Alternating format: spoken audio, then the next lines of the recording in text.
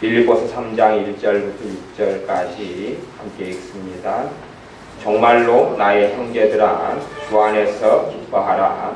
너희에게 같은 말을 쓰는 것이 내게는 수고로움이 없고 너희에게는 안전하니라. 개들을 삼가고 행악하는 자들을 삼가고 손할례당을 삼가라. 하나님의 성령으로 봉사하며 그리스도 예수로 자랑하고 율체를 신뢰하지 아니하는 우리가 곧 할례당이라. 그러나 나도 육체를 신뢰할 만하니 만일 누구든지 다른 이가 육체를 신뢰할 것이 있는 줄로 생각하면 나는 더욱 그러하리니 내가 8일 만에 할례를 받고 이스라엘의 족속이요 베냐민의 지파요 히브리인 중에 히브리인이요 율법으로는 바리새인이요 열심으로는 교회를 핍박하고 율법의 의로는 흠이 없는 자로라. 아멘.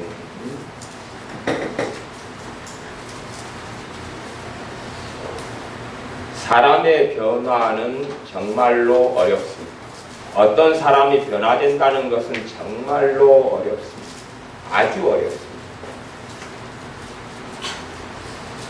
개인적으로 저는 책을 안 썼기 때문에 감사한 것이 있어요. 왜 감사한 것이 있냐면 어떤 부분에 대해서 책을 썼다. 그리고 누군가가 그 책 때문에 뭔가를 좀 얻었다 그러면 아마 굉장히 많은 사람들이 연락을 하고 도움을 요청할 거예요. 근데 어떤 마음 때문에 그럴 수 있냐 그러면 뭔가가 어떤 한순간에 뭔가가 가능하게 되지 않을까. 그러니까 제가 예수님 믿는 사람을 만나보면 어떤 부분이냐 그러면 내가 예수님 믿는데 내 남편이나 아내가 안 믿어요. 안 믿는데 이 사람이 굉장히 골치 아픈 사람. 아니면 내가 예수를 믿는데 내 형제나 가족이 예수를 안 믿는데 너무나 힘들고 고통스러운 사람. 그러니까 이 사람과 함께 살기가 너무 고통스럽다 그 말이에요. 내 가족인데 때로 내 부모님인데 때로 남편인데 아내인데 또 내가 자식을 낳아서 키우는데 이 자녀들이 머리가 크면서 굉장히 골치 아픈 사람이 됩니다. 그래서 이제 그 절망 속에서 이 가족과 함께 때론 부모와 자녀와 아니면 형제들과 아니면 친척들과 또 시어머니, 시아버지 뭐 어떤 관계든지 이 가까운 사람들과 함께 지내는 것이 너무나 힘들기 때문에 하나를 꿈꿉니다. 어떤 하나를 꿈꾸냐 하면 이 사람이 예수를 믿으면 변화될 것이다. 그걸 꿈꿉니다. 이 사람이 예수를 믿으면 변화될 거야. 믿으면 변화됩니까? 안 됩니까? 안 돼요. 아니 변화되는 부분이 있어요. 그러나 사실은 변화는 결코 쉽지 않습니다. 아주 극단적인 문제점은 뭐냐 그러면 내가 변화돼야 될까요? 아니면 하나님이 나를 변화시켜 줄까요? 내가 변화돼야 됩니다. 그래서 하나님의 말씀에 마음과 생각의 변화를 받아라 그랬어요. 변화되라고 하나님께서 깨어있어 근신하고 기도하라. 사랑하라. 사랑하는 걸음을 살다 보면 성령이 역사하시고 그러면서 변화의 걸음을 걷지요. 겸손해라. 겸손의 길과 마음을 품고 한 걸음 한 걸음 한 걸음 걸어갈 때에 내게 겸손이라는 게 찾아오기 시작합니다. 다시 말하면 하나님의 말씀은 하나님께 나오면 하나님은 회개하라 그러시는 거예요. 하나님께 나오면 하나님께서는 불평하지 말라 그러시는 거예요. 하나님 말씀을 받아들이고 믿으라는 것이 하나님을 경외하라 그럽니다. 하나님을 의지하라 그럽니다. 그런데 내 가족에 정말 힘든 사람, 어려운 사람과 함께 사는 사람들은 어떤 걸 꿈꾸냐 하면 이 사람이 예수님만 믿으면 변화되어 버릴 것이다. 그걸 꿈꿉니다. 그걸 소망으로 가집니다. 그래서 그 사람을 어떻게 하면 예배당만 데리고 나올까? 그럼 어떻게 하면 예배당만 데리고 나올까? 어떻게 하면 예배 자리에만 데리고 나올까? 정말로 내가 함께 살기 어렵고 힘든 사람, 정말로 함께 살기 어렵고 고통스러운 사람을 예배당만 데리고 나오면 변화가 됩니까? 안 됩니까? 그게 변화가 된다면 우리가 다 날개가 돋아가지고 천사처럼 날아다니거나, 물론 좀 무거운 사람은 날개가 좀 커야 될 거고, 아니면 우리가 다 엘리야 선지자처럼 승천을 해버려야 될 거예요. 그렇게 돼버려야 될 거예요. 그래서 꿈을 꿉니다. 내 남편이, 내 아내가, 내 부모가 예수만 믿어버리면, 내 자식이 예수만 믿어버리면 변화될 것이다. 같이 신앙생활하는 부부가, 신앙생활 같이 하시는 분들이, 사시는 분들은 아시죠?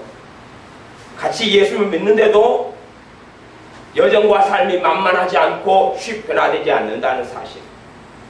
아니, 그냥 믿는 나를 데리고 살아가는 내가 나와 함께 살아가잖아요. 나란 존재를 가지고 걷고 기도 생활하고 예배 생활하고 살아갑니다. 예수님을 닮고 싶고 뜻대로 살고 싶고 더 기도하고 싶고 더 거룩해지고 싶고 더 하나님을 사랑하고 싶고 그러는 나. 그러나 그런 나도 쉽게 변화되지 않습니다. 그래서 사실은 어떤 사람이 더 빨리 변화되고 어떤 사람이 정말로 변화되느냐 그것이, 어떤 사람이 예수를 믿어서 변화되느냐 그것이, 어떤 사람이 변화되느냐, 얼마나 변화가 어려우냐, 왜 도대체 어려우냐. 헛된 꿈을 꾸는 것은 정말로 안타까운 일입니다. 그래서 하나님의 말씀에는 3장 2절에 보면 빌립보서 개들을 삼가고 계속 했던 일을 반복해서 하는 것입니다. 잠깐 멈췄다가 또 했다가 멈췄다가 또 했다가 멈췄다가 또 했다가. 우리 현수네는 알 거예요. 현수는 알 거예요. 집에 가 막 싸나운 개들을 막 키웠잖아요. 여러 마리를. 그러니까 손님이 와도 막 캉캉캉캉 짖어대고 시골이니까 막 짖어대는데, 그러면 이제 짝대기를 가지고 쫓아나가면 개들이 무섭다고 개가 한 5마리인가 몇 마리 키워서 개 집에 다 도망가요. 그래 조용해요. 다시 이제 주인이 또 들어가면 또 캥캥캥캥 짖어대고 난리에. 그럼 또 짝대기를 들고 나가면 조용하다. 이놈들 그러면 깨갱 꼬리 말고 들어갔다가 조금 지나면 또 막 짖어대고 시끄럽게 해요. 그래서 원체 싸나운 개들이 많아서 좀 개들도 좀 팔아버리거나 삶아 먹어버리거나 정리를 좀 해버리시라 신방 갈 때마다 그랬더니 잘 정리를 잘 하셨어요. 물론 삶아 드시지는 않은 것 같아요. 개들이 뭐 그릇수가 몇 그릇이 안 나오는 개들도 많아가지고. 개들을 삼가라. 아니 개들이 와서 변화될 것이다. 개들이 탈퇴환골할 것이다. 변화될 것이다. 거룩해질 것이다. 그렇기 때문에 정말로 변화된 사람은 어떤 사람들이냐? 양심을 가진 사람들이 변화돼요. 무엇을 가진 사람이 변화돼요? 양심을 가진 사람이 변화돼요. 양심을 가진 사람. 악인이 예배당에 나오고 예수님 영접해서 변화 안 됩니다. 절대 변화 안 됩니다. 그래서 어떤 사람들은 내가 교회에 나가겠다. 그럽니다. 내가 교회에 나가겠다. 아니 교회가 변화시켜줍니까? 하나님이 변화시켜줍니까? 아니 변화시켜주지 않습니다. 하나님은 말씀합니다. 너가 변화되라고. 하나님은 너가 변화되라고 말씀해요. 그런데 변화의 책임을 누구한테 넘깁니까? 하나님께 넘겨요. 아니면 교회에다가 책임을 떠넘겨요.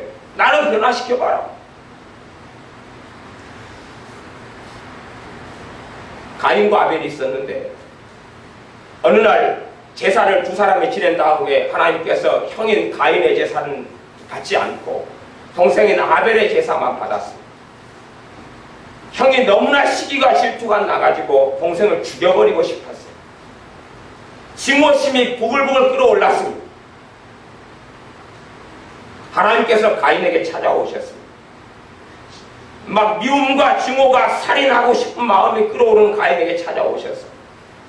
죄의 소욕이 너에게 있다. 죄를 다스려라. 죄를 다스려라. 죄된 걸 그치고 멈춰라. 죄를 짓지 말아라.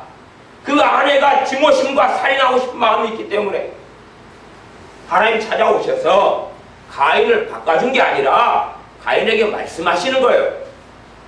너가 바뀌어라라고. 너가 살인하지 말라고. 그런데 가인은 하나님 말씀 듣지 않고 동생을 들판으로 끄집어내서 돌로 쳐서 죽여버렸습니다. 하나님은 그걸 보고 있어서 너 동생이 어디 갔느냐? 내가 동생을 지키는 사람입니까? 너 동생의 핏소리가 울렸고 너가 죽인 것을 내가 봤는데 말씀하시는 겁니다. 야곱이 형을 사기를 쳐먹고 아버지를 속이고 그 다음에 삼촌 라반의 집으로 도망가다가 베델이라는 곳에 이르러서 잠을 자지. 돌베개를 지배고 잠을 잡니다. 그때 꿈에 사닥다리가 보이고 기타 등등 해서 하나님을 만납니다. 자고 일어나서 여기에 하나님이 계셨다. 바로 여기가 하나님의 집이도다. 그래서 그 땅 이름을 베델이라 짓습니다. 그러나 자고 깨어난 야곱이 변화되었느냐 그 말입니다. 자고 깨어난 야곱은 변화되지 않았습니다. 변화되지 않았기 때문에 다시 재물의 마음을 팔리고 라헬이란 여자의 시간을 마음을 뺏겨서 아주 세월을 손살같이 보내는데 14년을 그렇게 보냅니다. 그 다음에 자식에게 마음을 온통 빼앗겨서 요셉이 죽었다는 소식을 들으니까 나도 죽어야 되겠다고 외칩니다. 나중에 베냐민을 데리고 간다 그러니까 베냐민 없으면 내가 죽겠다 그러면 끊임없이 사람에게 끌려다니는 그런 삶을 살기 때문에 그의 인생과 삶에 형용할 수 없는 고난이 많아서 바로 왕을 만났을 때 내 나이가 130이지만 내 조상들보다 그 누구보다 고생을 내가 많이 했다고. 당연히 고생으로 가득할 수밖에 없는 삶이. 하나님을 과연 만났는데 변화되었느냐 그 말입니다. 시내산에서 200만 명 가까이 되는 이스라엘 사람들이 하나님의 목소리를 듣고 그분의 영광을 체험하고 그분의 살아계심을 체험합니다. 정말로 누가 변화되느냐 그것이. 누가 변화되었느냐. 오히려 하나님의 음성을 들은 다음에 이스라엘 백성들, 특별히 대표들인 장로들은 하는 말이 하나님께서 우리에게 직접 말씀하시면 우리가 너무 두렵고 떨리고 무섭기 때문에 하나님의 말씀을 우리는 직접 듣지 않게 당신이 전달만 해달라. 그러면 지키겠다. 그리고 정말 하나님께 가까이 나아가는 것을 멈추고 포기하고 그만둡니다. 물론 그리고 그들은 하나님의 기적과 이적과 살아계심을 끊임없이 체험하면서도 변화되지 않습니다. 그래서 하나님께서 결국은 40년 광야 세월 동안에 20세 이상 된 모든 사람을 죽게 하십니다. 그때 하나님께 인정받은 사람은 3명밖에 없습니다. 200만 명이 되는 하나님이 선택하신 선민 이스라엘에 하나님이 인정하시는 사람은 딱 3명. 모세와 여호수아와 갈렙 딱 3명입니다. 변화는 그 사람이 해야 되기 때문에 그렇습니다. 변화는 그 사람이 해야 되기 때문에 그렇습니다. 하나님이 변화시켜주는 것이 아닙니다. 그러니까 사람들이 생각하기에는 이상한 생각처럼 들릴 수 있습니다. 하나님이 변화시켜 주시려고 그래도 정말로 그 사람이 변화를 원해야 되고 변화가 원하고 갈급하고 사모하고 엎드리고 동의하고 그렇게 한다 그래도 변화는 굉장히 더디고 느립니다. 더디고 느립니다. 주님을 사랑하면서 인내의 걸음을 한 걸음 한 걸음 한 걸음 걸어가야 됩니다. 그것 때문에 주님의 제자 가운데 사도였던 가룟 유다는 돈을 사랑해서 배신하고 돌아서고 대많은 세상을 사랑해서 하나님의 일을 하다가 떠나기도 하고 예수님의 제자 예수님의 마가의 다락방에서 있었던 마가 하나님의 종으로 쓰임받았던 사람 전도여행 1차 때에 너무나 힘들어서 도망가고 맙니다. 그런 엎치락 뒤치락 하는 삶을 살죠. 그래서 도둑놈이 예수를 믿으면 믿는다는 명함을 다하는 도둑놈이 됩니다. 도둑놈이 예수를 믿으면 교회 안에 예배당에 들어오면 이제 교인들 것을 훔쳐내기 시작합니다. 사기꾼이 예수를 믿으면 교인을 대상으로 사기를 치는 것입니다. 폭력배가 예수를 믿으면 신자를 대상으로 폭력을 행하는 것입니다. 변화되지 않습니다. 변화에 대한 환상을 가지지 마십시오. 사람들을 만나면 특별히 제가 자녀 교육에 대해서 이야기를 좀 하니까 자녀의 문제를 가지고 제게 오는 사람이 참 많으시더라고요. 문자로 하거나 연락 오시거나 찾아오시거나 그러는데 자녀가 변화되는 것도 정말로 어려운 일이거든요. 저는 정말로 어렵다고 말씀을 드리는 건데 막 특별한 노하우가 있는 줄로 생각한다 그 말. 정말로 어렵습니다. 그러면 이제 오늘 읽었던 성경 빌립보서 3장에 보면 사도 바울이 자신이 어떤 사람이었는지, 사도 바울 같은 사람은 어떤 면을 볼 때는 획기적으로 변화된 사람처럼 보입니다. 놀랍게 변화된 사람처럼 보입니다. 다메섹을 가는데, 많은 사람들과 함께 가는데, 병사들을 데리고 대동하고 가는데, 다메섹에 사는 예수 믿는 사람들 핍박하기 위해서 가는데, 그 길가에서 예수님을 만납니다. 희한하고 이해하지 못하는 것은 그렇습니다.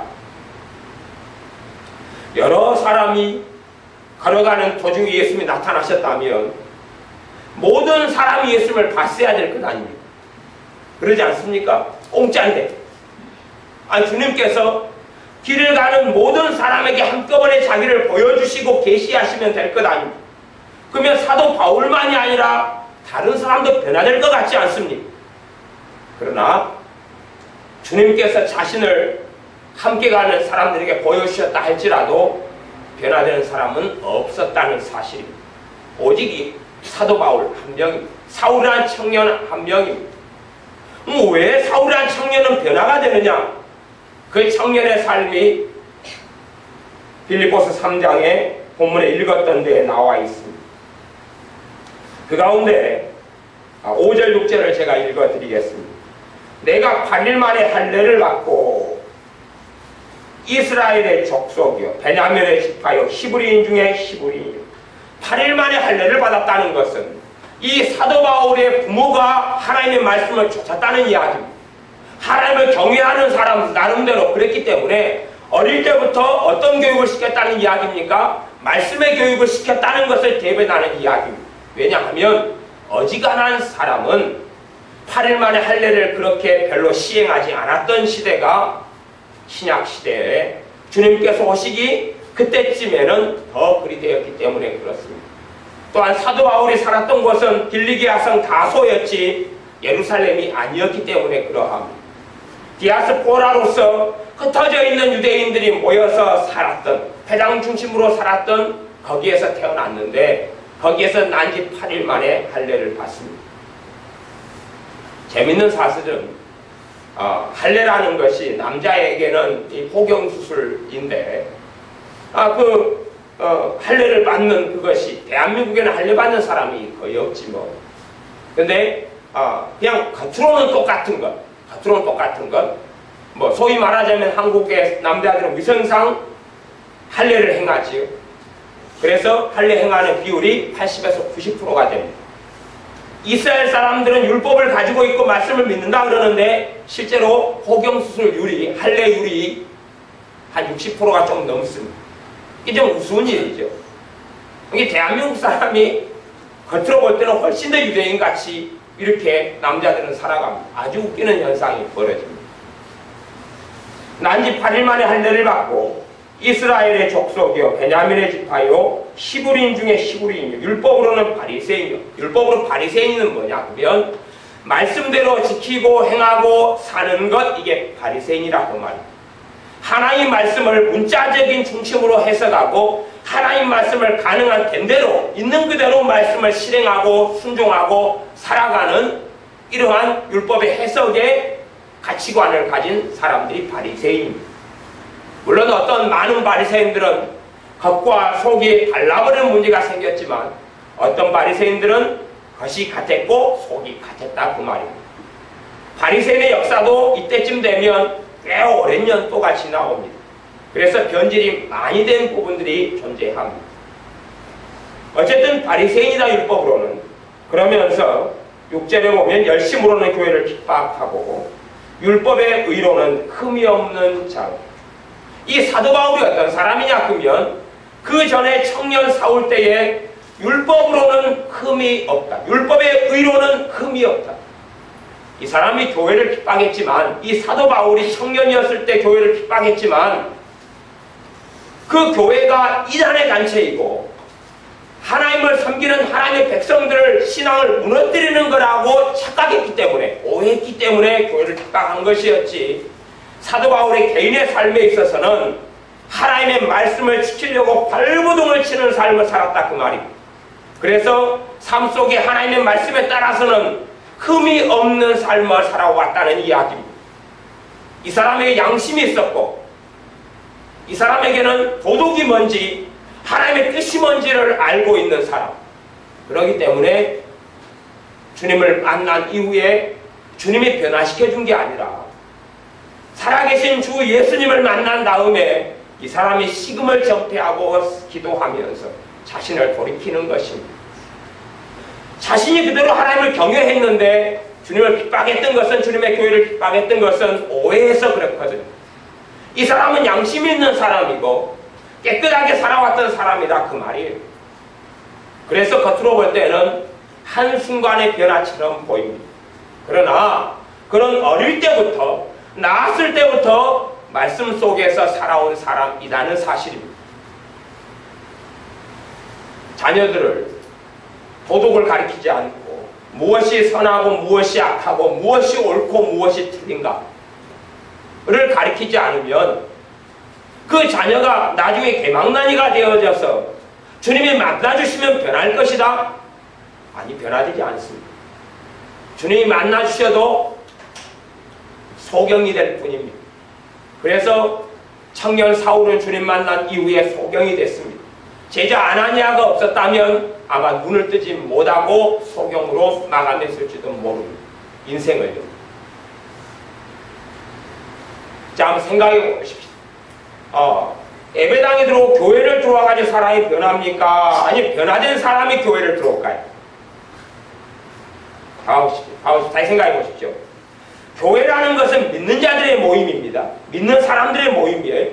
본질적인 이야기를 하는 것입니다. 본질적인 이야기. 믿는 사람들의 모임을 교회라 그럽니다. 믿는 사람 한 사람을 교회라 그럽니다. 이건 그냥 예배 건물이고, 예수님 믿는 사람 한 명 한 명을 교회라 그러고, 그들이 모인 것을 교회라 그럽니다.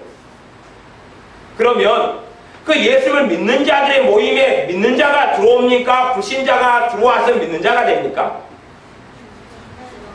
믿는 자가 들어오는 것 아닙니다. 믿는 자가 들어오는 것입니다. 초대교회에 그런 이야기를 한번 해보죠. 초대교회에 예수를 믿는 사람들을 잡아다가 많이 죽였습니다.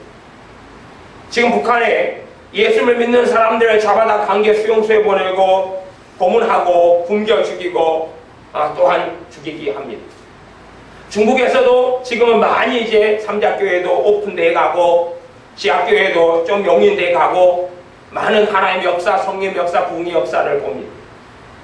그렇지만 또 일부에서는 또 주의하고 조심하는 부분이 있습니다. 왜냐하면 공산당이라는 것이 하나님은 없다에서 시작하는 이 사상이 공산당 사상이기 때문에, 유물론에서 시작하는 게 공산당이기 때문에 공산주의하고 예수를 믿는 신앙은 절대 양립할 수 자체가 없는 것입니다. 왜? 공산주의의 사상 출발이 유물론이에요. 하나님은 없고 영혼이라는 건 없고 해서 출발해요.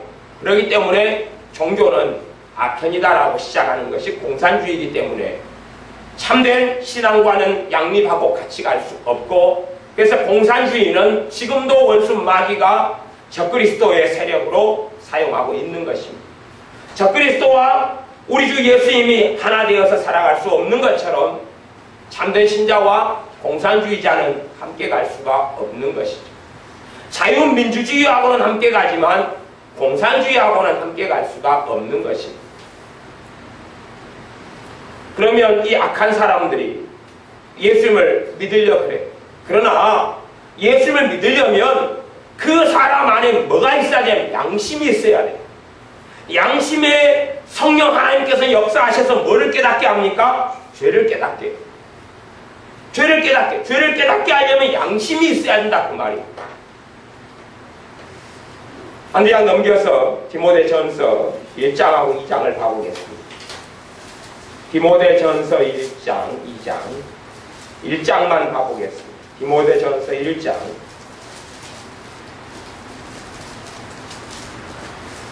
디모데전서 1장 제가 가진 성경 337쪽 있는 데 있습니다. 제가 읽어보겠습니다. 디모데전서 1장 19절 20절입니다. 믿음과 착한 양심을 가지라. 어떤 이들이 이 양심을 버렸고 그 믿음에 관하여는 파선하였느니라. 믿음과 착한 양심을 가지라. 어떤 이들이 이 양심을 버려버렸다. 양심을 버려버리니까 믿음에 관해서, 예수를 믿음에 관해서 파선하고 끝장이 나버렸다 그 말입니다. 파선이라는 것은 배가 가서 난파해서 배가 전복되고 그 안에 사람이 죽어가고 다 배가 끝장 나버리는 게 파선입니다. 다시 말하면 예수님을 떠난 사람, 부인한 사람, 예수님께서 부인하는 사람이 됐다 그 말입니다. 믿음과 착한 양심이 함께 가고 착한 양심을, 선한 양심을 가져야지만이 그 선한 양심, 그 양심에 성령 하나님은 역사하실 수 있고 죄에 대하여, 의에 대하여, 심판에 대하여 알리실 수가 있는 것입니다. 내가 거짓말을 해놓고 양심이 아무 거리낌이 없습니다. 내가 거짓말을 해놓고 내 마음에 아무 거리낌이 없어요. 이혼하려는 사람들을 만나면 여러 가지 말들을 합니다. 이혼하려고 하니까 여러 가지 말들 복잡한 게 있습니다. 그 가운데 이제 한 두 종류 정도만 이야기해 보면, 한쪽은 믿는 사람이고 한쪽은 안 믿는 사람이에요. 또 믿는 사람도 신앙이 좋아요. 한쪽 믿는. 근데도 이제 이혼하려고 그런다 그 말이. 그런 케이스에서 한 두 종류 케이스를 이야기하면, 특히 믿음이 좋으니까 어지간한 걸 참는다 그 말이에요. 어지간한 건 인내합니다. 어지간한 건 참고 인내해요. 근데 이 상대방이 인내하고 참을 범주를 넘어서는 것입니다. 그걸 넘어서는 것이. 그럴 때 이제 맨 처음에 말씀대로 어떤 한 종류의 사람은 이 사람이 예수를 믿으면 변화될 것이다 라고 생각한다 그 말이에요. 그럴 때 제가 하는 이야기가 있어요. 믿는 분에게. 물론 저는 이혼을 원하고 이런 스타일은 아닙니다. 근데 봐보세요. 그 사람이 예수님을 믿는다. 그건 변화될 것이다. 그건 착각이라는 이야기. 그건 가당치 않은 이야기입니다. 절대 가당한 이야기가 아닙니다. 제가 묻습니다. 이 사람이 예수님을 안 믿기 때문에 못 살겠다는 겁니까? 아니면 이 사람이 못 살겠다는 이상한 성격, 이상한 생각, 이상한 삶을 가지고 나를 그렇게 마음대로 쥐락펴락하고 말이 통하지도 않고 사랑한 것 시비고 욕설이고 폭력이고 아니면 알코올 중독이고 아니면 노름이고 별의별 인생과 삶에서 엉망이 되어서 정상적인 가정을 꾸릴 수 없는 사람이기 때문에 못 살겠다는 겁니까? 라고 제가 묻습니다. 그러니까 생각이 복잡해지죠. 근데 결국은 답은 뒤에 겁니다. 왜냐하면 세상 사람들 가운데도 악인들 말고 괜찮은 사람이 많지 않습니까? 그냥 혼자가 예수를 믿고 남편이나 아내가 혼자 믿고 아내나 남편이 안 믿는 사람도 많다고 말이에요. 그러나 어지간하면 참을 수 있는 사람 아닙니까? 괜찮이 함께 갈 수 있는 사람이 그냥 같이 신앙생활 하지 않고 예수를 안 믿는다 그래도 신앙생활 하는 거 인정해주고 좀 참아주기도 하고 서로 용납하기도 하고 그렇게 그냥 양심 있는 사람 같으면 그런 사람 같으면 인내하면서 기다려주고 다시 복음을 더 전하고 또 기도하고 그러지. 그런데 어느 선을 넘어버리는 사람들은 뭐가 없냐면 양심이 없어요. 양심이 없는 사람들이 있어요. 아주 강팍하고 양심이 없어요. 폭력을 막 마누라를 주입해놓고도 네가 나를 화나게 해서 때리지 그것이. 욕을 해놓고 막 그냥 어마어마한 욕을 쏟아부어 놓으면서 인격을 모독하고 공격하고 그러면서 별별 의심을 다하고 막 광기에 사로잡혀서 있으면서 다음날 돼가지고는 원래 내 성격 알지 않는가? 그럴 땐 피해야지. 다음에도 나 건들고 성질나게 하면 가만 안 둬? 그건 양심이 없는 사람. 그런 사람들이 예수를 믿어도 변화되지 않습니다. 왜? 하나님께서는 너가 변화되라 그랬지 내가 너를 변화시키마 라고 말씀하시지 않기 때문에 그렇습니다. 주님을 만난 사람들이 주님께서 용서하라 그러지 그래, 용서 안 해도 내가 용서시켜줄게. 용서하게 해줄게. 주님께서 제자들에게 서로 사랑해라 그러지. 내가 사랑하게 만들어줄게. 내가 너희들에게 버튼 하나씩 만들어가지고 자동으로 때때로 버튼 하나씩 눌러. 제가 아이들 후레쉬를 하나씩 전에 사줬는데 한 2번 사줬던 것 같아요. 그 후레쉬가 인터넷에서 구입하고 그러면은 시중에 사면은 좀 몇 천 원 하는데 인터넷상에서 한 800원 해요. 800원 나오는 후레쉬가 어떤 후레쉬냐 그러면 자동 충전 후레쉬. 이렇게 불을 한참 켜다가 찍어 하면 또 다시 이제 충전이 돼가지고 발전기가 또 안에 있어가지고 또 불이 들어와요. 또 약해지면 다시 창 찍어 막 흔들면 불이 들어와요. 그런 것처럼 그냥 버튼 눌러줄게 내가. 아니면 스스로 버튼 눌러 콕콕 내가 달아줄 테니까 버튼 누르면 뭐 어떻게 변화되고 괜찮아질 거야. 양심이 있는 사람이 주님을 만납니다. 그것 때문에 주님께서는 율법은 모학선생입니다. 율법은 예수님을 만나는데 모학선생이 뭐냐 그러면 초등교사 혹은 유치원 교사, 가장 기본적인 것을 가르쳐주는 선생을 모학선생이라 그럽니다. 어린아이의 교사라 스승이라 그 말이에요. 예수님께로 인도하는 모학선생이라는 것이. 아이가 기억을 모르니까 이건 기억이다 가르쳐주는 것이 무엇이요? 율법이요. 그래서 율법을 통해서 죄를 깨닫게 되고 예수님을 알게 돼요. 근데 죄를 깨달아야지만 주님이 필요하잖아요. 무엇이 있어야지 그 사람에게요? 율법이요. 율법이 있는 사람, 율법이 있다는 이야기는 양심이 있다는 이야기예요. 그러니까 어떤 사람은 그런 아까 양심이 없는 사람에 대해서 예수를 믿으면 변화될 것이다 그래요.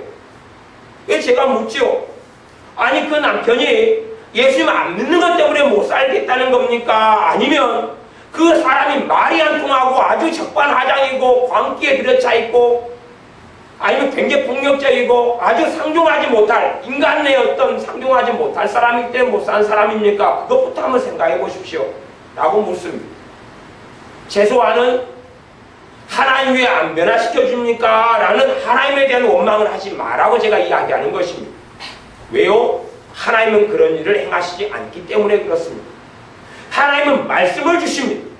그리고 말씀을 받아들이기를 원하시고 말씀대로 살기를 원하십니다. 대신 하나님의 말씀대로 살지 못하기 때문에 주님을 찾는 자에게 그분의 거룩한 성령 하나님을 보내주시는 겁니다.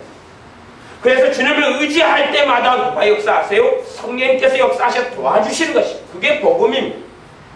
내가 주님을 사모하고 의지할 때마다 그분 앞에 엎드릴 때마다 주님께서 나와 함께 하셔서 도와주시는 것입니다. 그게 복음입니다. 그러지 내가 양심을 선한 양심을 갖지 않고 그냥 하나님의 선한 양심을 줘버리고 그것이 아니라는 사실입니다. 성령님의 역사를 통하여 새 마음 새 정신을 주신다는 것하고 내가 스스로 선한 양심을 가져야 한다는 것은 다른 부분의 다른 영역의 다른 이야기를 하고 계시는 것입니다. 그래서 이 디모데전서 1장의 경우는 그렇게 말씀하지 않습니까? 믿음과 착한 양심을 가지라 그러는 것입니다. 믿음과 착한 양심을 가지라 그러는 것입니다. 누구에게요? 신자였습니다. 디모데라는 주의 종에게 그리고 교회에게 믿음을 가지라, 착한 양심을 가지라. 착한 양심을 잃어버리면 어찌 된다는 이야기입니까? 믿음이 파손한다. 믿음이 파손한다. 착한 양심을 잃어버리면. 아니 신자도 착한 양심을 잃어버리면 예수님에게서 떨어져 버리는데 불신자가 양심이 없는 사람이 예수님을 믿고 변화될 수 있느냐? 변화되지 않습니다. 이 양심이 없는 사람은 양심 없는 일을 많이 한 다음에 히든카드가 있어요. 히든카드. 마누라를 쭉 팬 다음에 히든카드는 뭐냐 그러면 교회 나가줄게. 그게 소원이지. 아니 교회 나가면 두드러 패던 사람이 안 두드러 패요? 교회 나가면요? 누가요? 예배당에 다니면 변화된다고요? 제가 교회 다닌 지 13년 만에 예수님 영접했거든요. 13년 만에. 13년 만에. 그래도 우리 집안은 좀 괜찮은 집안이었어요. 괜찮은 집안이라는 이야기는 뭐냐면 집안 내력이 뭐 형제들도 제 사촌 형제가 수십 명인데 그 중에 도둑놈은 하나도 없어요. 사기꾼은 하나도 없어요. 그러니까 집안 자체가 정직해요. 제가 예수님을 안 믿을 때도 정직하게 살지 않은 게 제가 가지고 있는 표어였어요. 이게 양심적이에요. 집안 자체가 그렇게 됐어요. 양심적이에요. 그러니까 예수님을 만날 준비들을 하는 거예요. 양심이 있는 거예요, 최소한은. 집안이 그래요. 남의 걸 빼트라 먹지 않고 돌라 먹지 않고 내가 굶으면 굶었지 남의 것을 훔쳐먹지 않고 그리고 그냥 내가 된 대로 사는 것이 그게 집안의 내려 위에서부터나 옆으로나 이렇게 다 살펴보면 우리 사촌 형제들이 굉장히 많습니다. 뭐 이종 사촌, 고종 사촌 그냥 신사촌만 해가지고도 수십 명이니까 이름을 다 몰라요. 그냥 사촌밖에 안 되는 이름을 몰라요. 지금은 손주들이 얼마나 많은가. 손주들이 그러니까 사촌 형제간 속에서 제 나이가 제고 제 밑에 몇 명밖에 없어요. 그러니까 나머지는 다 위니까 50대 60대 그러니까 다 이제 손주들이 많아요. 그것 다 몰라요. 손주들도 뭐 몇천 차이 안 나잖아요. 잘 몰라요. 근데 그 옆을 다 이렇게 위아래 다 살펴봐도 양심적이에요. 근데 주님께 나오고 예배당에 13년을 다녀도 주님을 못 만나더라 그 말이. 대신에 이제 어머니께서 일찍 주님을 만나셔서 간절히 중보기도 하고 기도하고 그러니까 어느 날 예수님에 대해서 전해놓은 전도지를 보고 싶은 거예요. 그걸 걸어가서 읽고 보면서 예수님을 영접한 거예요. 그리고 몇 달 뒤에 성령 세례를 받고 방언이 임하고 회개가 터지고 그 다음에 이제 변화를 시작하는 것이. 그러나 그것도 너무 더디고 오래 걸리고 쉽지 않은 여정이라는 것을 모든 신자들은 경험을 통해서 압니다. 우리가 내 변화의 책임을 어떤 이들은 교회에 돌리기도 하고 하나님께 돌리기도 하고 그러나 그건 가당치 않은 이야기입니다. 하나님께서는 너가 어떻게 살았느냐를 우리 자신에게 물으시는 거지 내가 책임져 주마, 내가 너를 변화시켜 주마가 아닙니다. 그래서 예수님을 만난 사람들에게 주님께서는 끊임없이 말씀을 전하십니다. 내게 와서 배우라. 나는 온유하고 겸손하니 나의 멍에를 메고 내게 배우라 그럼. 사람들은 주님의 겸손과 그 온유를 영향을 받고 주님께 겸손과 온유를 가지고 주님께 배우려고 하지를 않습니다. 근데 어떻게 변화가 되겠습니까? 예배당에만 나오면 하나님이 자기를 변화시켜 줘야 된다고 생각하는 사람, 예배당에만 나오면 하나님이 어떻게 해주실 거라고 착각하는 사람, 양자가 다 어떤 병에 걸린 것입니다. 그런 일은 없습니다. 예배당에 나오면 하나님이 말씀을 통해서 하신다면 회개하라 그러시는 겁니다. 세례 요한은 주님을 증거하러 왔습니다. 주님을 증거하러 와서 두 가지 일을 크게 제가 보기에는 했습니다. 첫 번째 것은 뭐냐 그러면 어떻게 살아야지 바른 삶이냐를 선포했습니다. 어떻게 살아야지 하나님의 바른 삶이냐를 선포했습니다. 다시 말하자면 죄가 드러나게 했고 하나님이 원하신 하나님의 뜻과 올바른 의로운 삶이 무엇이냐를 가르쳤습니다. 왜요? 그것이 주님을 만나기 위한 준비이기 때문에 그렇습니다. 도끼가 나무 뿌리에 놓였다. 그러니 회개의 열매를 합당한 열매를 맺지 아니하면 찍어버릴 것이다. 옷을 두 벌을 가졌으면 한 벌을 나눠주고 너희가 정한 새 외에는 늑증치 말고 어떤 삶이 바른 삶이냐를 계속하여 증거하고 가르쳤습니다. 그래야지만이 무엇이 만들어집니까? 양심이 만들어지죠. 율법이 만들어지고 마음 맛이 준비가 됩니다. 주님 만날 준비를 합니다. 또 하나는 보라 세상죄를 지고 가는 하나님의 어린 양이고 저분이 바로 하나님이 보내신 그리스도고 저분이 메시아다. 내가 저분을 증거하러 왔다. 하나님께서 내게 저분이 메시아신 것을 내게 가르쳐 주셨다. 주님을 증거하러 왔다는 이야기. 그 두 가지의 사명을 했습니다. 물론 죄를 가리키고 어떤 것이 올바른 삶이고 의로운 삶인지 가리킨 그것 자체도 주님을 얘기하는 것이었습니다. 그렇기 때문에 양심이 바르게 양육받지 않으면 선한 양심을 가지게 되는 사람들이 아니면 양심을 최소한의 양심을 가지는 사람들이 성령님의 역사하심을 받아들이고 양심이라는 것은 선한 마음, 선량한 마음을 가졌다 그 말이에요. 그 부분이 내 마음 안에 심령 속에 있다는 이야기입니다. 선량한 마음이 없다는 것은 악한 마음을 가졌다는 이야기. 그 악한 마음을 가진 속에 성령의 역사가 나타나지는 않습니다.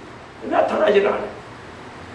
악한 마음을, 강팍한 마음을 가진 속에 성령의 역사가 나타나려면 그 마음을 가진 그 사람이 그 마음을 자기가 깨뜨려야 됩니다. 내가 왜 이리 악할까? 가슴을 채야 됩니다. 그래서 예수님을 만나서 최소한의 변화가 되는 사람은 때로는 죄책감도 느끼고 때로는 인생에 대해서 후회도 하고 가슴도 치고 그럴 줄 아는 사람입니다. 아직 제가 만난 멍멍이들, 강아지들은 아무도 회개하는 강아지를 못 봤습니다. 그래서 강아지들이 3마리가 있으면 개밥을 갖다 주고 아니면 고기를 주면은 서로 먹으려고 막 강강강강 거리고 그러면 그다가 이제 열심히 개가 돼지갈비 같은 걸 개 3마리가 막 뜯어 먹다가 다 먹은 다음에 가서 한 마리가 고민합니다. 내가 왜 이렇게 살아야 돼? 내가 차마 양보를 다 해줘 버릴 텐데 이 약간 목숨 죽을까봐 내가 또 친구들하고 아웅다웅하고 막 그냥 서로 먹으려고 앙앙거리고 그렇게 했구나. 내가 왜 이랬을까? 후회하거나 회개하는 기회를 못 봤다고 말입니다. 그리고 다시 돼지갈비가 두 번째 갖다 주면 다시 막 그냥 꼬리를 흔들면서 달라들어가지고 더 먹으려고 하고 3번째 돼지갈비 또 가져오면 또 달라들고 계속 그러지 후회하지도 않고 회개하지도 않고 양심을 가지기도 그 가지는 기회를 아무도 아직은 못 봤습니다. 사람이란 존재만 개보다 나은 존재만 선량한 마음을 가집니다. 그 사람이 주님 만날 준비를 하는 것입니다. 그래서 주님을 만나고 변화된다는 것은 그가 선량한 마음을 가진 것만큼 그 정도가 이미 어느 정도 변화된 것이 그렇기 때문에 실제로는 우리 자신이 예를 들어서 어떤 사람이 부정직하다, 어떤 사람이 정직하다, 두 사람이 있다고 봐보십시오. 하나는 정직하다, 부정직하다. 정직한 사람이 예수님을 만나면 그 전에는 자신을 위하여 정직했으나 그 이후에는 주님의 영광을 위해서 정직하는 걸로 바꾸면 되죠. 그러나 부정직한 사람은 부정직한 습관과 생각과 가치관과 그 부정직하게 살아왔던 많은 죄들을 회개하고 통곡하고 고치고 때론 배상하고 그리고 잘못된 습관과 가치관을 고치고 어마어마한 시간의 여정이 걸릴 겁니다. 쉽지가 않다 그 말이에요. 왜요? 둘 다가 20살입니다. 그러면 한 사람은 20년 정직하게 살았어요. 나름대로. 한 사람은 20년 되는 세월 동안 부정직하게 살았어요. 똑같이 두 사람이 예수님을 믿었어요. 출발점이 어떻게 같아질 수 있단 말입니다. 한 사람은 20년 동안 정직하게 살아온 그것이 하나님이 보시기에 그래도 괜찮은 삶을 산 거죠. 그 정직이라는 부분에 있어서는. 그래서 하나님께서 정직한 자를 사랑하신다는 말씀에 아멘 하게 되죠. 그러나 부정직하게 살아온 사람은 말씀을 보면 정직하라. 하나님께서 부정직한 자, 정직하지 못한 자에게 진노하신다는 말씀을 잠언 같은 데서는 시편에서는 많이 만나게 됩니다. 그리고 정직으로 돌아서고 선회하는데 오랜 여정과 시간이 걸린다는 사실입니다. 선한 양심을 가지고 살아온 사람들이 주님을 만날 때 그렇게 살아왔던 여정과 시간들이 주님 앞에서 금방 좋은 것들로 바뀌게 됩니다. 그러나 그렇지 않게 살아왔던 사람들은 다시 거기에서 첫 단추는 주님의 도우심과 은혜로 어떻게 될지 몰라도 그 다음에는 쉽지가 않습니다. 또한 예수님을 영접할 때에 성령 하나님께서 임하시는 것 자체가 다릅니다. 삭개오가 주님을 만났습니다. 주님을 만나서 주님께서 너 집에 오늘 유하여야 되겠다. 삭개오는 겉으로 볼 때는 아쉬운 게 없는 사람이었습니다. 하지만 주님께서 오신다는 소식을 듣고 뽕나무 위에 어른이 올라가서 세리장이기 때문에 명예도 있고 높은 지위를 가지고 있습니다. 부자고 그 마을의 무지인데 뽕나무에 올라가서 무화과 나무인데 주님을 기다립니다. 주님을 구경하려고 봅니다. 그 영적인 갈급함이 있었다는 이야기, 주님을 만나고자 하는 사모함이 있었다는 이야기, 주님과 만나서 오늘 내 집에 유하여야 되겠다. 그래서 집에 가니까 삭개오가 뭐라고 이야기합니다. 내가 토색한 것에 대해서 이렇게 갚겠습니다. 4배나 갚겠습니다. 내가 내 재산의 절반을 나누어 주겠습니다. 왜? 그 사람 안에는 그전부터 양심이 작용하고 있었기 때문에 그렇습니다. 그게 있었기 때문에 주님 만나니 이미 그 준비된 것에 주님께서 무엇이 참으로 하나님 앞에 바르게 사는 삶이, 어떻게 살아가는 것이 하나님을 영화롭게 하는 삶이고 주님을 따르는 삶인지 그가 준비된 그 마음에 주님을 만남으로 열매를 맺을 수 있었습니다. 그런 것처럼 선량한 마음을 가진 사람들이 주님 만날 때 변화가 됩니다. 마스다 시몬이 빌립 사람의 전도를 받고 세례를 받았습니다. 사마리아에서 큰 마술을 행하던 그 사람이 세례를 받고 전심으로 빌립 사람을 따르고 쫓았습니다. 그러나 성령 세례주는 베드로 사도와 요한 사도가 성령 세례주는 그 상황 속에서 이 사람은 다시금 탐심과 탐욕을 불었습니다. 거룩하신 성령 하나님을 자기의 지배와 조종 속에 놓으려고 했습니다. 꼭 잡신 아는 것처럼 만왕의 삼위일체 하나님 되신 그 성령 하나님을 자기가 주고 싶으면 주고 말고 싶으면 말고를 돈 주고 그 놀라운 하나님의 역사하심과 성령 하나님의 주관하심 돈 주고 살려고 그랬습니다. 왜요? 아마도 돈 벌려고 그랬죠. 그렇기 때문에 베드로 사도가 아주 끔찍한 선고를 합니다. 이 하나님의 나라의 분깃에는 너가 상관이 없는 자다. 말하자면 너는 하나님 백성이 아니다는 선고를 합니다. 빌립 집사가 집사님을 통해서 이 마스다 시몬이 예수를 영접하고 믿고 세례까지 받아도 왜 아무에게 세례 주는 건 아니었기 때문에, 그러나 그의 변화는 이제 더디고 시작에 불과하지만 탐심과 탐욕 앞에서 그는 그냥 거꾸러지고 쓰러지고 맙니다. 초대교회도 변화가 어려웠다는 사실입니다. 놀라운 성령의 역사로 복음을 전했던 일들이 사도행전에 여러 번이 있습니다. 그 가운데 초반에 한 두어 번이 있는데 두어 번의 결과가 전혀 다릅니다. 사도행전 2장에서는 사도 바울이 놀라운 성령의 역사로 복음을 전하고 우리 주 예수님을 전합니다. 너희들이 예수님을 십자가에 못 박아 죽였다.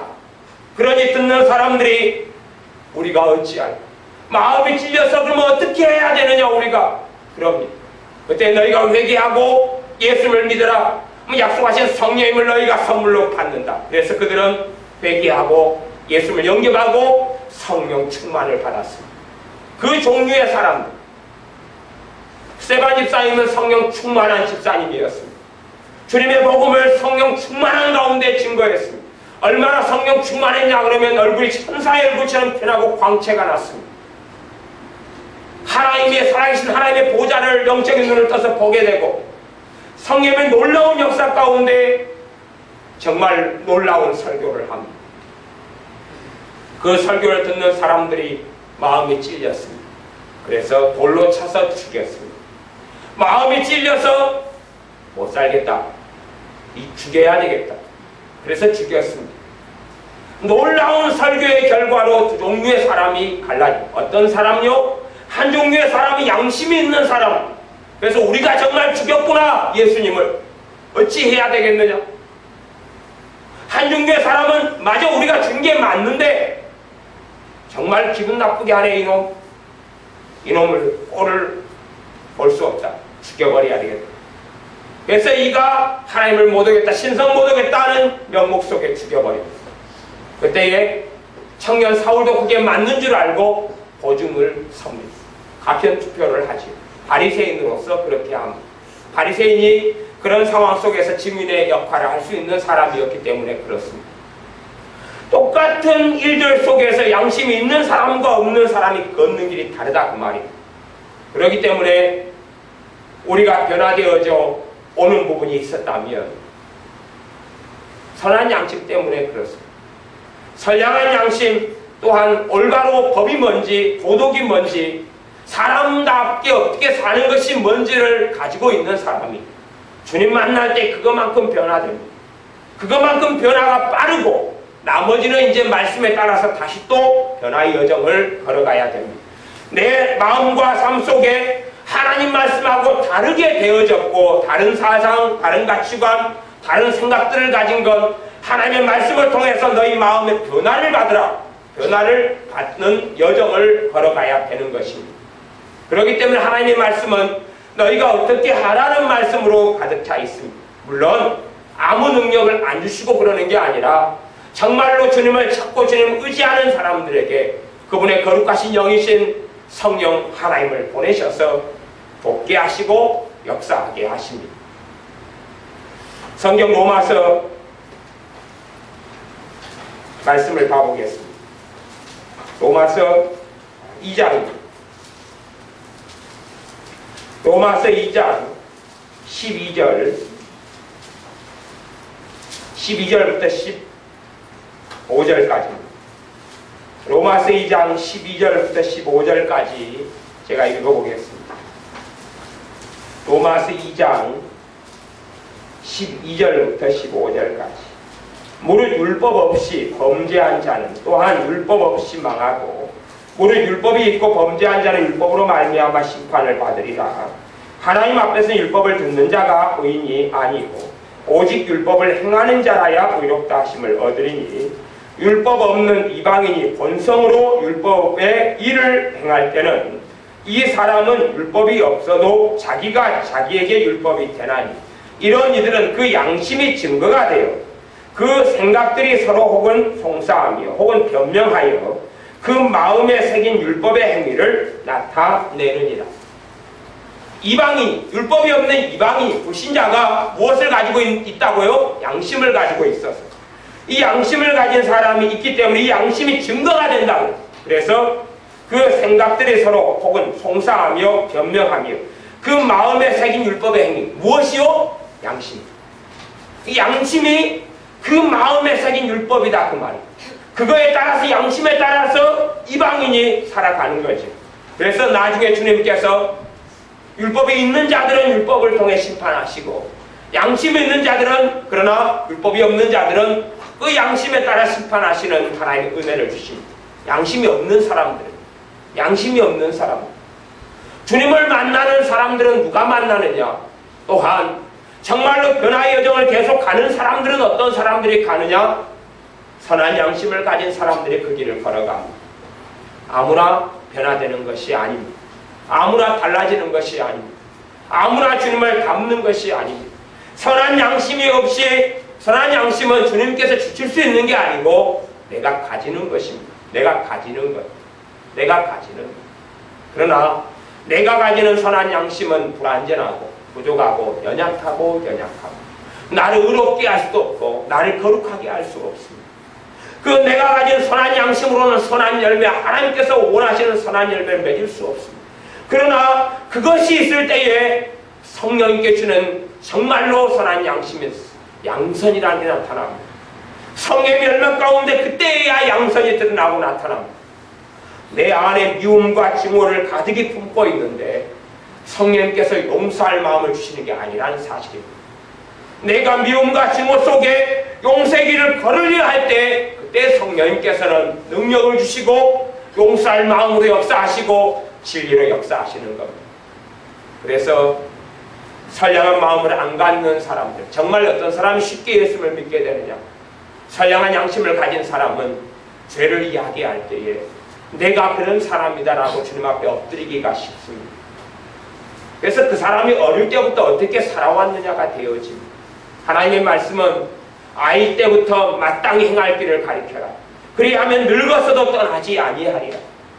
사실은 공부보다 영어 공부보다 수학보다 더 중요한 게 내가 예수를 믿는 사람인 내 자녀에게 어떻게 사는 것이 하나님의 자녀로 사는 것이고 어떻게 하는 것이 하나님을 경외하는 것이고 하나님을 사랑하는 사람은 어떻게 기도 생활해야 되고 어떻게 하나님의 말씀을 존중해서 하나님의 말씀을 주야로 묵상해야 되는지 그 습관들을 기도하는 습관과 예배드리는 습관과 또한 하나님의 말씀을 묵상하는 습관들을 들이게 하고 가지게 하는 것이 이 땅에서는 어리석게 보일지 몰라도 하나님 보실 때는 의롭고 옳고 복을 주실 수 있을 만하다는 것입니다.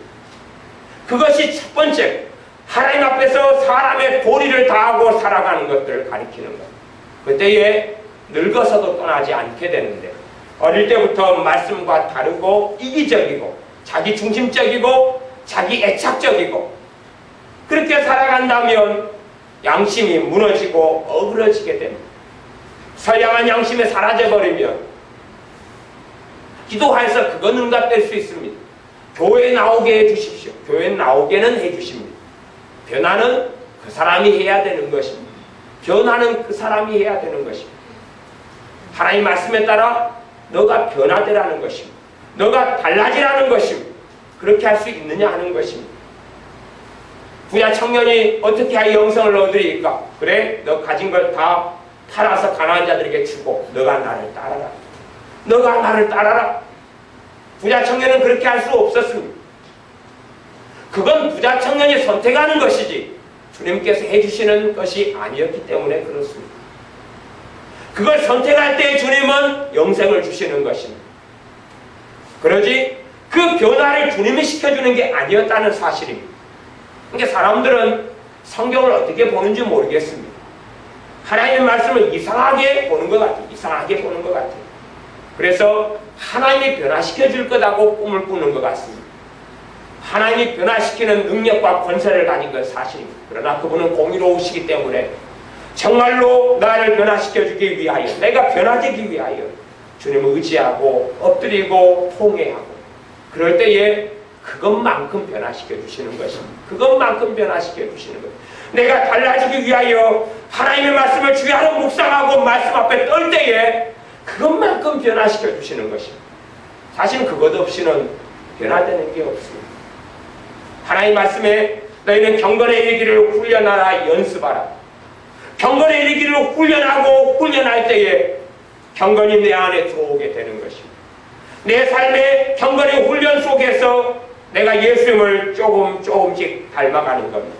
자기는 기도 생활을 전혀 하지 않고 하나님 말씀을 전혀 묵상하지 않고 내 가정에서 가정자를 쌓고 하나님께 예배하고 기도하지 않고 자녀들의 손을 잡고 함께 부르짖어 기도하지 않고 그런 경건의 훈련과 경건의 삶 속에 살아가지 않으면서 내가 변화되기를 원한다면 그건 어불성설인 것입니다.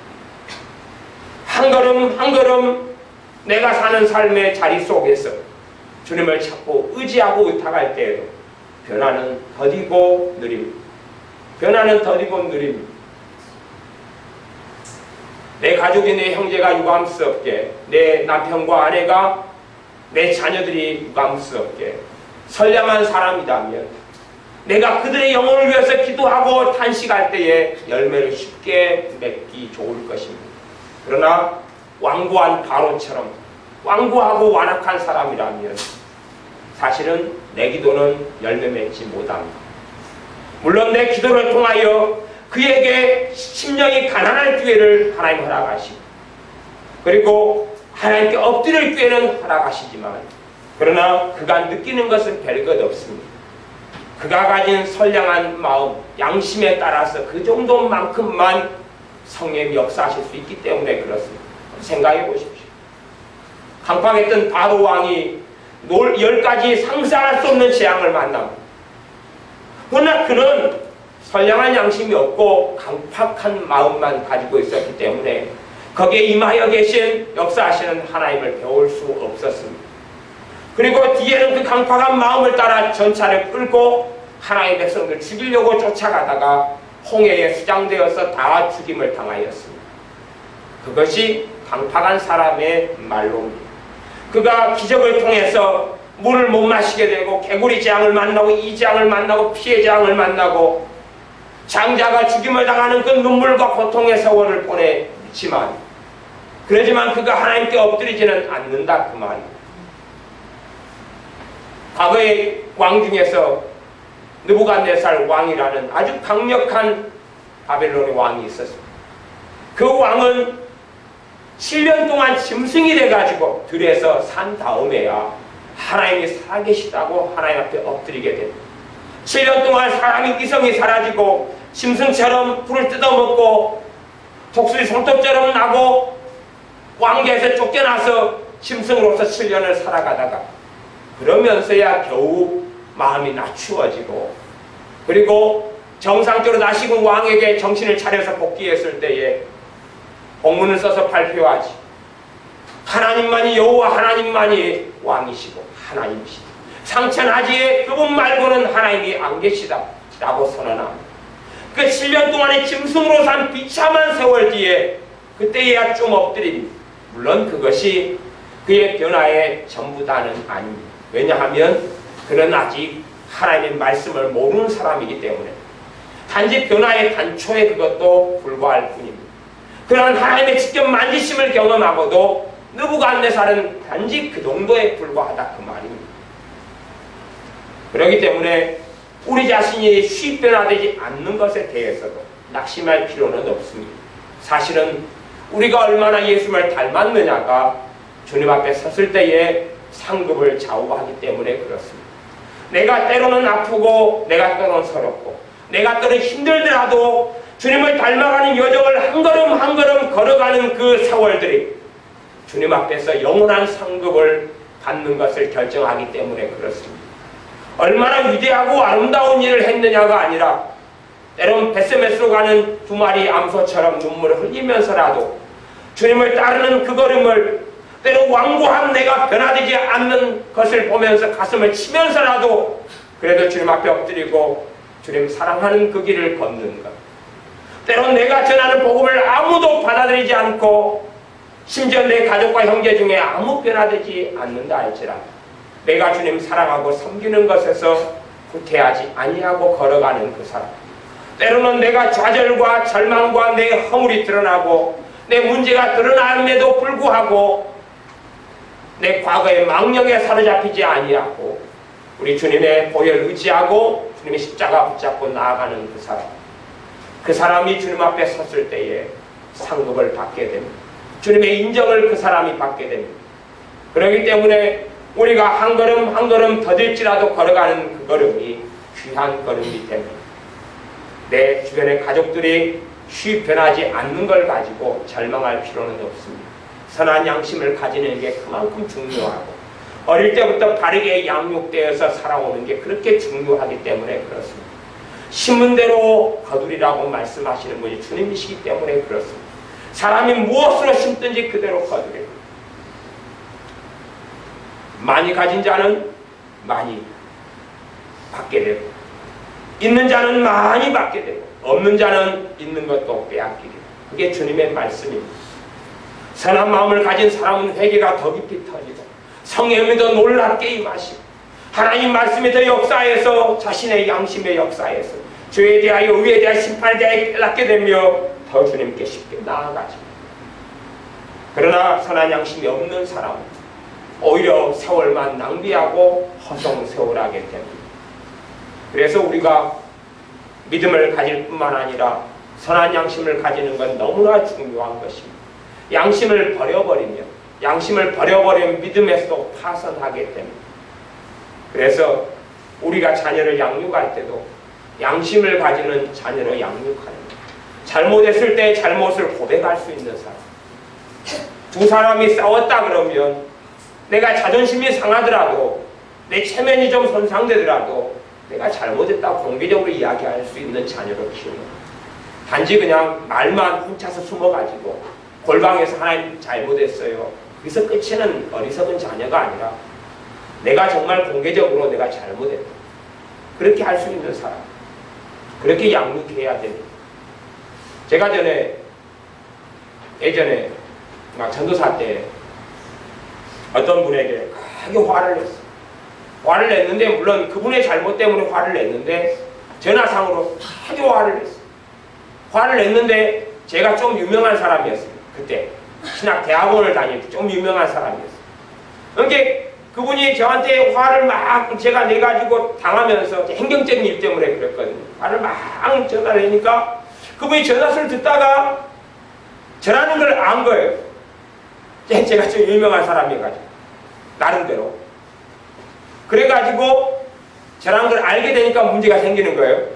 모르는 사람이 되면 그냥 누군가가 이 문제 속에서 잘못한 걸 지적했구나. 혈기가 좀 난 모양이다 생각하지만 아는 사람이 이렇게 되니까 그 양반이 왜 그럴까? 내가 잘못한 거라도 등등의 일이 벌어진 거예요. 그래서 이제 결국은 사과하러 갔지요. 근데 사과하기가 정말 어렵더군요. 도대체 어떻게 사고해야 될까?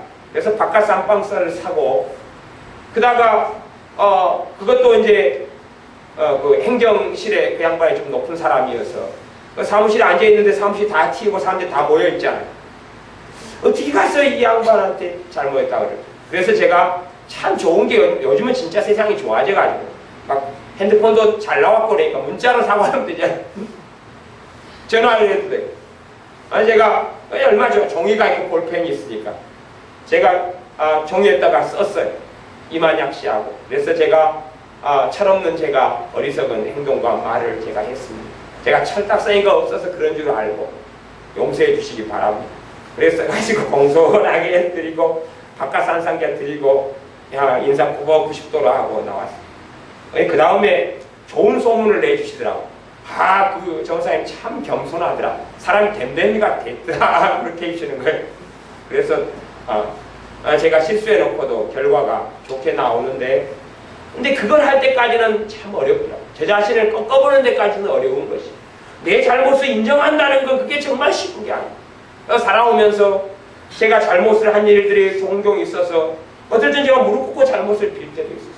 30이 넘어서도 무릎 꿇고 제가 잘못했어요. 이 부분은 정말 내가 잘못한 것이야. 내가 그럴 때 있었어. 이게 쉬운 건 절대 아니에요. 쉬운 건 절대 아니에요. 그러니까 어떻게 하면 그런 게 쉬워지냐 그러면 어릴 때부터 그렇게 양육하면 쉬워지는 거예요.